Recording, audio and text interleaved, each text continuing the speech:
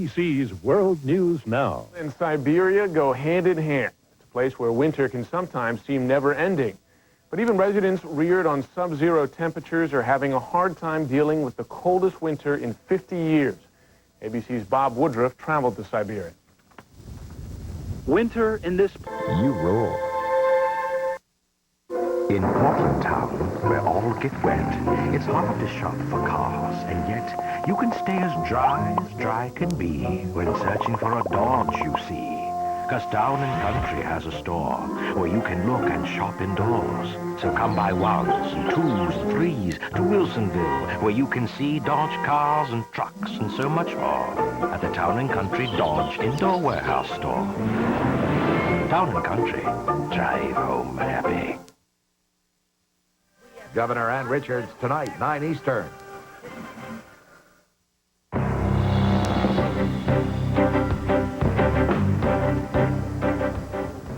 Begin this half hour with a look at our top stories. Authorities have stepped up their search for 2 Texas prison escapees after their getaway vehicle was discovered earlier today. The van was found near a hotel in Colorado Springs. The 4 Texas fugitives who were captured yesterday are in custody in Colorado. Police say the 7th man shot and killed himself.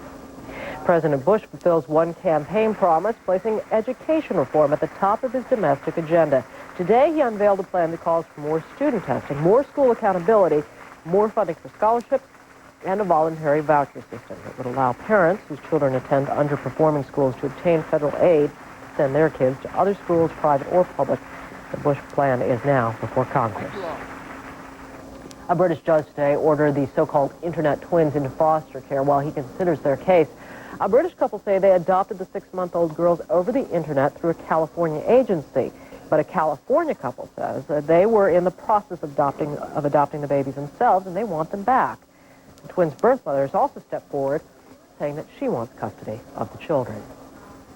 Another story of parents, love, and loss. Weapons rights advocates have long maintained it is not guns which kill people, but people who kill people. The death of a 9-year-old Montana boy raises a challenge to that assertion, at least in the case of one very popular weapon. It is also a gripping story of family tragedy, a family that now issues a desperate warning to other gun owners. Our in-depth look at the issue from CNN's Aram Roston. There's not a day that passes when Barbara Barber doesn't think about her son, Gus. Losing a child really makes you prioritize your life. What's really important? Every day, she wonders about the rifle that went off in her hands and killed him. When you're either loading a gun or unloading a gun or taking it off safety, there's absolutely no expectation for it to go off, and there shouldn't be. The rifle was a Remington Model 700. With more than 4 million sold, it's the most popular rifle in America. Barbara Barber says she had no idea it might have a fatal flaw. Gus lived a life most boys only dream of. He was a star baseball player and a champion in the children's rodeo circuit. And he was being raised in the Montana outdoors tradition, hiking, fishing, and hunting. His father, Rich Barber. Hunting here to us is what Christmas might be to some folks someplace else. In October last year, the Barbers, with 9-year-old Gus and their 13-year-old daughter, Chanda, went on their annual hunting trip in Montana's gravelly mountain range. It was a beautiful day out, and we were all in T-shirts. The kids went on up ahead, and they were singing silly songs. When they got back to the camp, Barbara took the Remington Model 700 to unload. I walked over to the horse trailer like I've done 100 times in the past. And I went to pull the bolt up, and it wouldn't come up. So I took the safety off, and it went off. Just that easy. You didn't put your hand on the trigger? No, I had an open hand. Chanda was just a few feet from Gus when it happened. I walked over here, and Gus was on the ground. When a gunshot goes off, he pretends he's been shot. And I said, Gus, why don't you get up, quit faking and stuff. His parents were all panicking, where's Gus? Where's Gus? And I rolled Gus over, saw the entrance wound in his abdomen. And Chanda lost it, was hysterical, and Barb was just, Rich, I didn't have my hand on the trigger. The bullet had gone through the trailer and hit Gus. They quickly put him in their truck and rushed to the hospital. There was little the doctor could do. Moments after arriving, Gus died. I lost everything. For the first few days, Barbara and Rich didn't know how it could have happened. Barbara insisted then and still believes she didn't touch the trigger. It essentially booby-traps the individual. Tom Butters, a gun enthusiast and mechanical engineer from Texas, has been trying to warn people about the Model 700 for more than 20 years. The problem is that as he pushes the safety to the fire position, the rifle discharges. The firing pin falls without him intending it to. You mean that acts as a trigger? That's exactly what it does. If you have it on safe, you can't open the bolt. You push the safe to the fire position, it goes bang. Since 1962, when the Model 700 was first marketed, court documents show Remington Arms Company has received more than 1,000 complaints about accidental firings when the safety was disengaged. In 1989, Mike Collins, a hunter from Texas, shot his left foot when he hit the safety of his Remington Model 700. His foot had to be amputated. Mike Louie was unloading his 700 when it misfired. His mother was wounded as she slept a floor above. Did they tell the public these guns may go off? They have not done anything that would suggest to the public that there was a potential for an inadvertent discharge. Did you wonder why you hadn't been told? Nobody was told. Unless you've had it happen to you, that's the way you learn. This 1979 Remington Arms memo estimates that 1% of the pre-1975 Model 700 family of guns out in the field, which number about 2 million, can be tricked.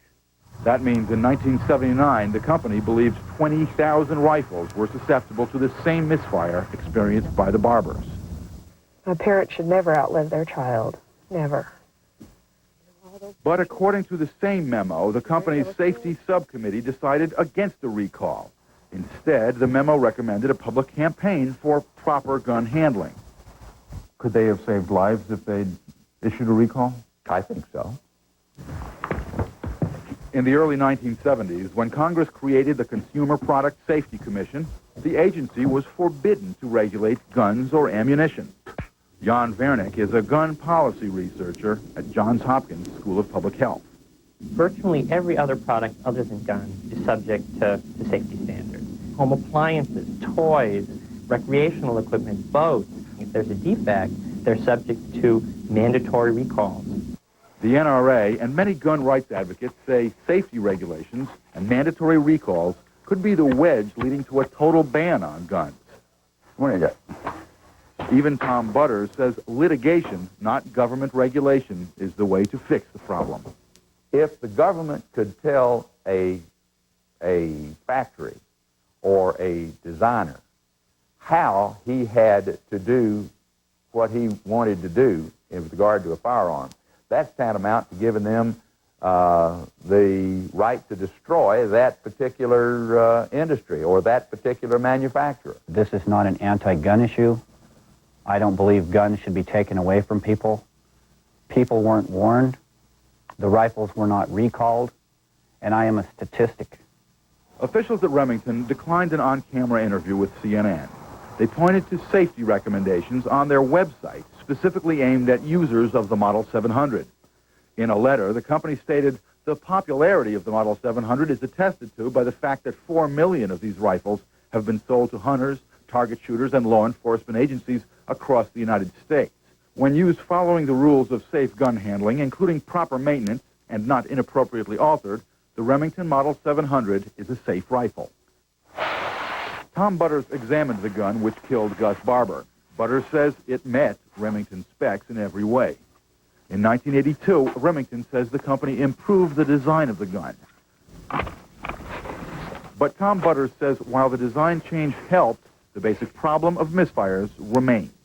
I made a promise to my son that it stops here and now. Maybe it's time that someone gets involved and watches product safety liability in The firearm. firearms. Did either of you ever think you'd be saying that? No. No. Aram Roston, CNN, Manhattan, Montana. After the break here, our call-in segment today. Ask an expert how to keep your child from caving into peer pressure to smoke and drink. The number for you to call is here, 404-221-1855. And we'll be back to take your questions after the break.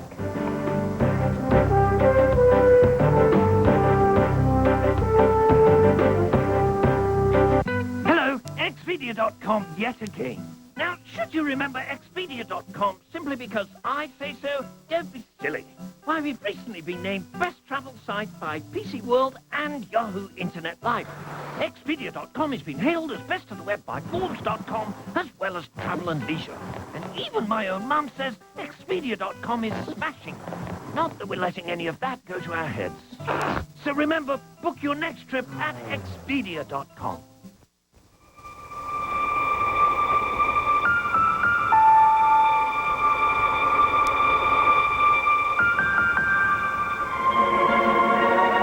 For everything she's been, everything she is, and everything will be together. The 3-stone anniversary ring. For your past, present, and future. A diamond is forever.